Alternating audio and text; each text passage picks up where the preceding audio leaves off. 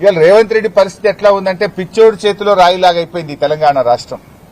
ఇవాళ తెలంగాణ రాష్ట్రంలో ఈ రేవంత్ రెడ్డి ఎప్పుడు ఏం చేస్తాడో అర్థం కాదు. పొద్దున నిద్రలో కలలో ఏదొస్తే ఉదయాన్నే అది చేసే కార్యక్రమం కనబడతా ఉంది. హైడ్రా పేరిట పేదల గుడిసెలు కూల్చే ప్రయత్నం చేసినాడు. ఒకసారి ఇప్పుడు మూసీ పేరిట అపార్ట్మెంట్లు కూల్చే ప్రయత్నం చేస్తా ఉన్నాడు. యూనివర్సిటీ భూములు లాక్కుంటా అని చెప్పి అటు ఉర్దూ యూనివర్సిటీ మీద, ఇటు సెంట్రల్ యూనివర్సిటీ మీద, అటు అగ్రికల్చర్ యూనివర్సిటీ మీద పడి యూనివర్సిటీ భూములు లాక్కునే ప్రయత్నం చేస్తుంటాడు. నిన్న చూశాం వ్యవసాయ market committee fruit market land కూడా ఇలా దాన్ని కూడా తన అనుయాయులకు పారిశ్రామికవేత్తల పేరిట కట్టబెట్టే ప్రయత్నం చేస్తా ఉన్నాడు. ఇవాళ లగచర్ల చూశాం. లగచర్ల లాంటిదే మరొక భూసేకరణ ఇలా పరిగిలో చేస్తా ఉన్నారు. ఏంది మీరు ఆ పచ్చటి భూముల మీద ఎందుకు పడ్డారు?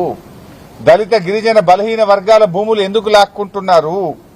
ఇవాళ ఇది భూసేకరణ కాదు, ఇది దళిత బలహీన వర్గాల ప్రజల మీద దండయాత్ర చేస్తున్నది రేవంత్ రెడ్డి ప్రభుత్వం.